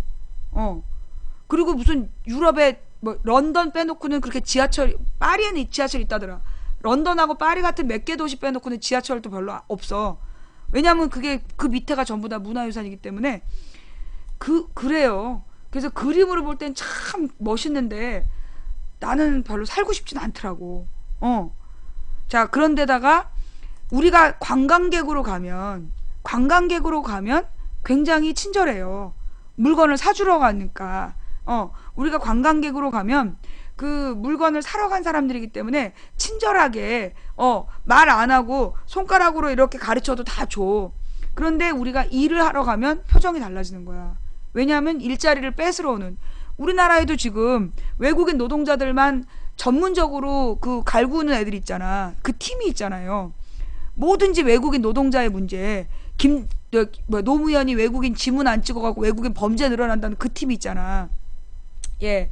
그러면서 소위 이제 그 외국인 노동자들만 집중적으로 공격하고 테러하고 막 비하하는 애들이 있잖아. 마찬가지야. 중국에서도 혐한 주장한 애들 있어. 필리핀은 한국 사람들 보이는 대로 죽이잖아 지금. 어? 필리핀은 보이는 대로 죽여. 지금 전 세계 뭐 외국으로 가겠다? 미국 가면 대우받고 살 것 같아? 미국에서 제일 성공한 사람들이 그 저기야 그 슈퍼하고 세탁소 아니면 소위 우리나라 우리 그 뭐라 그러나 슈퍼 세탁소 그 다음에 술집이 뭐냐면 왜 그 주류 가자 주류 백화점처럼 그 술만 파는 집이 있어. 그래서 그걸 리큐르점이라든가 그래서 술 판매점 그게 한국인이 제일 많이 하는 거야. 그리고 일반 사무직으로 자녀들이 다니는데 대부분 평사원이야. 대부분 평사원이고 중역은 거의 없어. 예, 리크루샵. 그래서 사실 우리가 그 외국에 나가서 산다는 게 물론 이제 가령 뭐 IT 전문가라든가 아니면 뭐 석사 박사 학위를 갖고 있다든가 그러면 차라리 해외가 나을 수도 있어요. 여러분이 정말 박사다. 그렇다면 외국이 나을 수 있어. 외국에서 박사학위를 땄잖아. 들어오지 않는 게 나아. 거기서 사는 게 나아. 외국에서 박사학위를 따도 우리나라에서 그 서울대를 나오지 않으면 교수가 안 돼. 대부분 우리나라 사람들이 외국에서 박사 따갖고 우리나라에 교수하고 싶어 돌아오잖아. 우리나라의 교수 자리는 서울대 나와야 돼. 외국의 명문대에서 무슨 파리 몇 대학에서 박사학위 따도 소용없어. 서울대 나와야 돼. 서울대 인맥과 학맥을 가져야지 교수 자리라도 하나 꿰차는 거야. 그렇기 때문에요. 외국에서 박사학위 땄으면 그냥 외국에서 계시는 게 나아요. 예. 하여튼 그래서 외국 뭐 그렇게 고학력의 전문직이면 가도 좋아요. 예, 그리고 이제 가령 근데 뭐 미용사는 아직은 할 일이 있는 것 같더라. 미용사들은 아직 할 일이 있는데 그 일도 굉장히 이제 중국인들하고 굉장히 그 경쟁이 붙었대. 경쟁이 붙어가지고 한국인 미용업도 지금 많이 위축되고 있는 거야. 얼마 전에 왜 뉴욕의 네일샵에서 문제 터졌잖아요. 한인끼리 서로 고소고발해가지고 아주 그냥 깨쪽팔린 사건이었는데 좌우지간 그렇게 외국에서 사는 거 그렇게 쉽지가 않아. 막노동 일자리가 많으면 왜 소매치기 하겠어? 그래서 내가 해주고 싶은 말 헬조선 그러면서 한국을 벗어나면 한국이 싫다고 한국에서 마음에 안 든다고 뭐라고요? 필리핀에서 한국인 피살이 자주 일어나는 이유는 한국인이 현지 성매매를 제일 많이 하기도 하고 한국인이 현금을 많이 들고 다니는 걸 알고 있어서 있어서이기도 하고 사고가 나면 일본이나 중국처럼 강하게 진압을 안 하기 때문이나 맞네요. 정확한 얘기예요. 우리나라에서 필리핀 여행을 가는 이유가 그러니까 그 우리나라 어른들이 남자 노인들이 필리핀에 10대 아이들 성매매하러 간대. 그러니까 그걸 보고 필리핀 남자 아이들이 얼마나 화가 나겠어. 그러니까 찌르고 죽이고 돈 뺏고 그러는 거야. 아니면 뭘 하느냐? 그 이제 필리핀의 공장을 지어놓고 공장의 노동자들을 너무나 착취하는 거야. 노예처럼 다루는 거야. 그래가지고 필리핀 깽단한테 노동자들이 그 월급 안 주고 막 이러잖아. 그럼 필리핀 노동자들이 깽단한테 꼰지르는 거야. 그러면 깽단이 한국인 사장을 산에 데려가서 묻어버리는 거야. 재산 몰수 뺏어버리고. 그런 일이 발생하고 있어요. 그럼 망치 부인이 하고 싶은 얘기는 뭐냐? 당신이 한국에 대한 자부심을 가지고 한국을 위해서 외국에 나가는 것과 한국이 싫어서 외국에 나가는 것과 당신에 대한 대우가 달라진다고. 나는 선진국 한국을 위해서 일하러 온 사람이다 라고 얘기하는 것과 한국이 더러워서 버리고 간 사람들 그 대우가 그 나라 사람들이 달라요. 뭔 말인지 알겠어? 이게 내가 하고 싶은 얘기야. 우리는 세계를 똑바로 알아야 돼요. 예, 세계를 똑바로 알아야 돼. 그래서 세계에 대한 많은 정보를 가지고 제대로 대처를 해야 돼요. 우리가 외국에 대해서 막연한 잘못된 환상 이런 거 깨야 돼요. 현실을 똑바로 바라봐야 돼. 그리고 우리는 그 현실을 딛고 그들과의 경쟁에서 살아남기 위한 방법을 알아내야 되는 거야. 그런데 한국이 싫어서 떠난 당신에게 그들이 기회를 줄 것 같아요? 절대 안 줘요. 여러분, 외국하고 우리하고 가장 큰 차이가 뭐냐면, 우리나라 아이들은 어떻게 자랐어? 가만히 있어. 조용해. 시키는 대로 해. 이것만 듣고 자랐잖아. 유럽이나 미국은 그런 게 없어. 애들한테 감히 가만히 있어. 시키는 대로 해. 그런 거 안 해. 어? 아이들이 조용히 하길 바라면 선생님이 가만히 있는 거야. 그러면 애들이 따라서 침묵하게 돼. 그 다음에 말을 해. 조용히 해. 시끄러. 그런 말 절대 안 해요. 그리고 아이들에게 어려서부터 스스로 과제를 하게 하고 객관식 시험 거의 안 봐. 객관식 시험 거의 안 보고 주관식으로 초중고생 내신을 다 써서 해결을 보는 거야. 우리나라처럼 막 오지선다. 그게 일반화되어 있지 않은 나라야. 그래서 그 아이들이 글을 쓸 줄 알고 자기 생각을 표현할 줄 알고 뭐든지 스스로 만들 줄 알고 그런 걸 중시하게 키운 애들이라고. 그런 나라에서 우리나라 사람들 시키는 대로 가만히 있어. 가만히 있으라면 빠져 죽을 때까지 가만히 있는 나라야, 우리나라가. 그런 사람들이 외국에 가서 적응할 것 같아? 못해. 그러면서 한국이 싫다고 갔어? 개무시 당한다고. 왜? 여러분, 그런 사람은 어떤 생각을 하냐면, 당신의 나라가 잘못되어 있으면 당신의 나라를 고쳐야지. 왜 버리느냐고. 당신의 나라가 잘못되어 있으면 불의한 일이 있으면 고쳐야지. 그걸 왜 버리고 도망가냐고. 그건 비겁한 거라고. 그렇게 생각하는 거예요. 여러분은 안 그러겠어요? 다른 나라에서 정치적으로 망명해서 왔다. 그 사람들 여러분이 존중해줘? 하다못해 북한에서 정치적으로 망명한 사람 여러분들 떠받들고 살아요?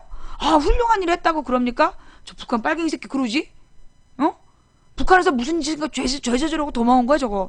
그렇게 얘기하잖아. 마찬가지예요. 그래서 우리가 어떤 생각을 가져야 되냐. 여러분, 그래요. 제가 지금부터 이제 인생 상담으로 여기까지가 이제 시사 이야기였고, 이제 인생 상담으로 넘어갈게요. 녹화 종료가 안 되냐?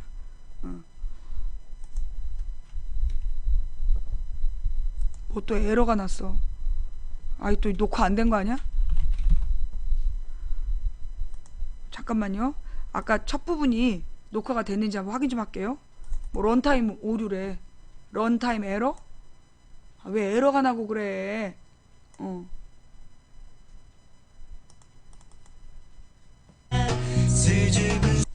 됐어. 녹화됐어. 자, 그럼 이제 시사 이야기에서 자연스럽게 인생 상담으로 넘어가면, 사실 어떤 사람이 세 번째 인생 상담을 신청을 했어요.